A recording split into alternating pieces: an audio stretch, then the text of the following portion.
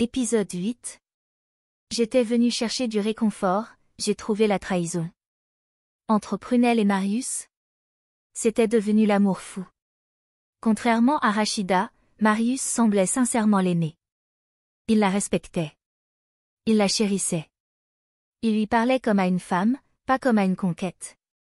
Leur relation était fluide, passionnée, vivante. Mais surtout, cachée. Cachée à celle qu'ils avaient tous les deux trahie.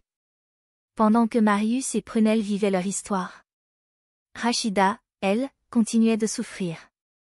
Elle passait souvent chez Prunelle. Pour pleurer. Se confier. Chercher une épaule. Et Prunelle l'écoutait. Prunelle la consolait. Elle lui disait les bons mots. Puis, une fois la porte refermée derrière Rachida, elle allait retrouver Marius. J'ai essayé de lui parler encore, Rachida. Mais je crois qu'il a tourné la page. Il ne veut plus revenir. Rachida avait encaissé. Encore. Mais pourquoi? Pourquoi il est revenu vers moi pour ensuite me laisser tomber? J'ai même pas voulu au début. C'est lui qui a insisté. Je comprends pas.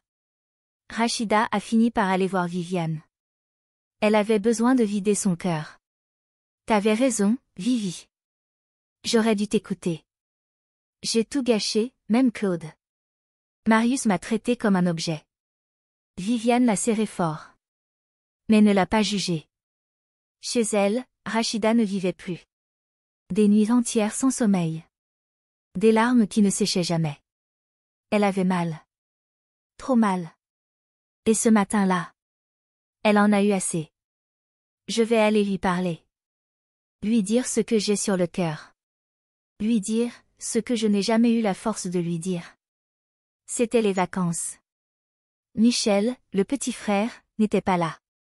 La veille, Marius et Prunelle avaient fait la fête. Et oublié de fermer la porte. Rachida a posé la main sur la poignée. Elle s'est ouverte. En entrant, elle s'est figée. Sur le sol du salon. Des dessous. Ceux de Marius. Et ceux d'une femme. Elle sentait son cœur battre dans ses oreilles. Elle voulait fuir. Elle voulait hurler. Mais elle ne faisait que trembler. Je le savais. Il m'a encore trahi. Pour une autre. Mais est-ce une bonne idée d'être venue? Elle a hésité. Puis, une voix en elle a hurlé. Va jusqu'au bout. C'est exactement qui. Et regarde la vérité en face. Elle a foncé vers la chambre. Les larmes coulaient déjà. Ce qu'elle allait découvrir allait la briser à un point qu'elle n'aurait jamais imaginé. À suivre. Abonne-toi.